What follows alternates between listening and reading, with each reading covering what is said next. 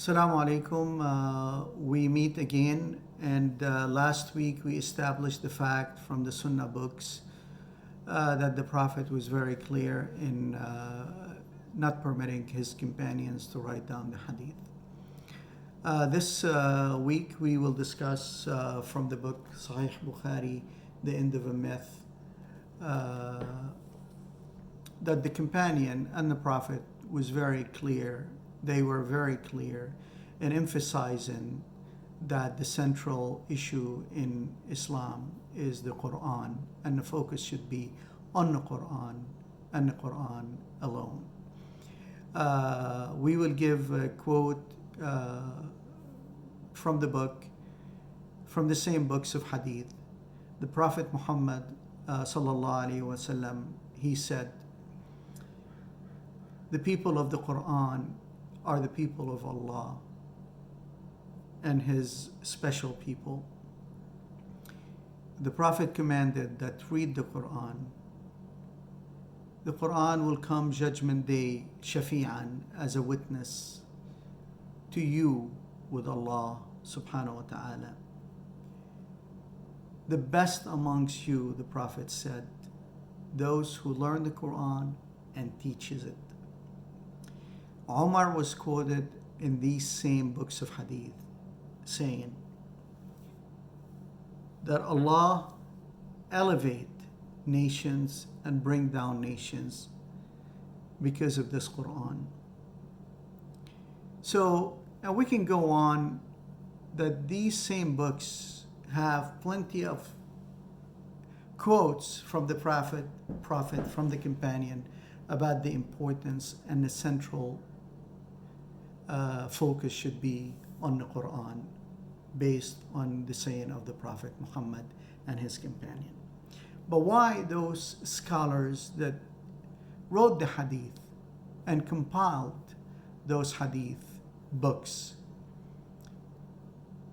ignored the fact that the Prophet asked not to have these Hadith be written? Not only that, but knowing that the emphasis that the Prophet gave is to be focused on the Quran. But why did they still went ahead and wrote those books? They give three explanations. Explanation number one is they say, well, those early saying of the Prophet not to write the Hadith, which they acknowledge to be authentic and true based what they believe, were abrogated by other Hadith, superseded by other Hadiths. That's reason one. Reason number two is they say that those Hadith came at a period where the revelation the Quran is still being revealed to the Prophet. Reason number three, they said the Prophet meant is not to write those Hadith along with the Quran in the same text, in the same book, on the same level. Okay? Al-Imam al-Darimi, who was, I think he was one of the scholars that Imam Muhammad al-Bukhari studied at, said, "As-Sunnah supersedes the Quran and not the opposite." That's a big faqih. That faqih, like one of the early scholars in Islam.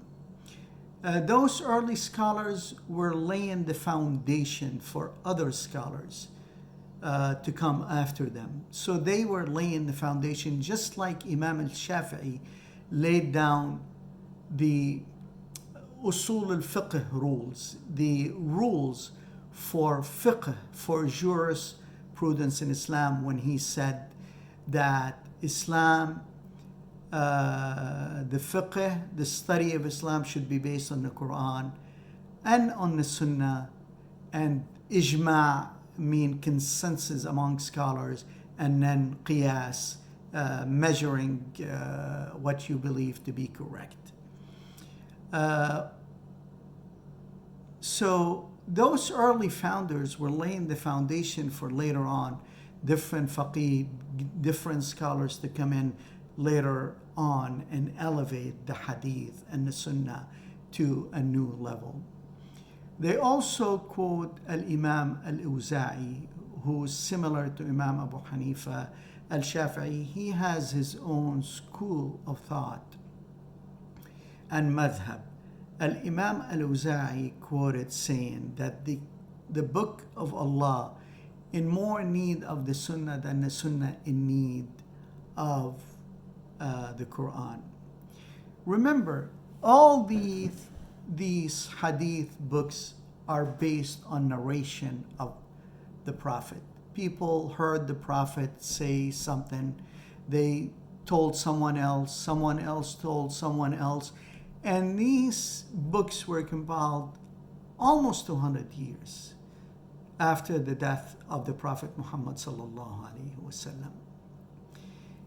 There are a lot of human interference and influence in these narrations. So how we got nowadays to the position that the hadith could supersede the Quran, overrule the Quran. Imam Ibn Hanbal said that the Quran, the Sunnah complements the Quran and clarifies it. But then it became very common interpretation and understanding of the Sunnah in the books of Hadith that the Sunnah overruled the Quran. I will give you an example that Rashid Ilal mentioned in his book analyzing Sahih Bukhari, The End of a Myth, given a quote that you hear a lot from groups like Daesh, Al-Qaeda, Taliban, and others. And not only them, but mainstream religious scholars nowadays on national TV in many Arabic and Muslim countries. Some of them, they have millions and millions of followers. I heard it with my own ears. They're saying that the Sunnah supersede the Quran if the Hadith is Sahih. For example, the Prophet was quoted in Sahih Bukhari to have said, I was commanded to fight people until they witness no God but Allah, and Muhammad is his messenger, and perform salah and give zakah. That's what they attribute to the Prophet, commanded to fight people. The Quran says no compulsion in religion. The Quran says that we send the Prophet as a mercy to mankind. The Prophet, Allah in the Quran commands the Prophet, say the truth from your Lord. Whoever wants to believe, believe, and whoever wants not to believe, not to believe. The contradiction is so huge between what the Hadith books are saying and what the Quran is saying. Some of these scholars, they also use the Hadith to justify their elevating of the Sunnah, their elevating of the Hadith to challenge the Quran. They use this Hadith that they attributed to the Prophet. I was given the Quran and similar to it along with it. So the Prophet basically attribute to him saying that I was given the Quran and along with the Quran something similar to it along with it. So they say, see, the Prophet saying I was given the Quran and the Sunnah. But if that's true, why didn't the Prophet commanded his companion to write down that other thing that came with the Quran? Why didn't Abu Bakr do it? Why didn't Umar do it? Nobody did it till almost 200 years after the Prophet sallallahu alaihi wasallam. And how do you reconcile this fact that the Prophet is commanded to write the Sunnah based on this hadith with the verse in the Quran that today I completed for you your religion and have completed my ni'mati, generosity, mercy, blessing, and accepted Islam as your religion for you. How do you reconcile these? The message from Allah was completed when the Prophet Muhammad sallallahu alaihi wasallam was alive. And no more revelation, nothing more needed after the Prophet's death. What's in the Quran is for mankind, for all time, for all people. A verse that was translated by Imam al-Shafi'i, or a fact in the Quran that was understood by an Imam in the 7th, 8th, 9th century, based on the knowledge that they have at that time, not necessarily to be understood by us in the 21st century with an amazing technology, understanding of sciences, astronomy, facts.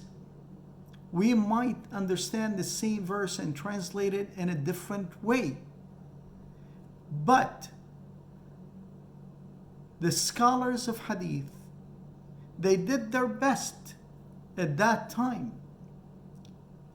But nowadays, to take what they have said back then and challenge the Quran now, to force us to understand the Quran only from a perspective of the 7th, 8th, 9th century, because some Hadith books, this fact should be challenged.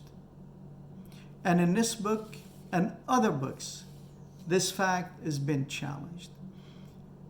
I will finish by giving a saying of Abu Bakr as-Siddiq when he said, between us and you, the book of Allah. Use what's in it to guide you in what's forbidden and to guide you in what is halal. That's it. Use the book of Allah. That's all we need. There are beautiful things in the books of Hadith. Amazing things. It builds your character. It helps you spiritually, in relationship. But there are many, many other things.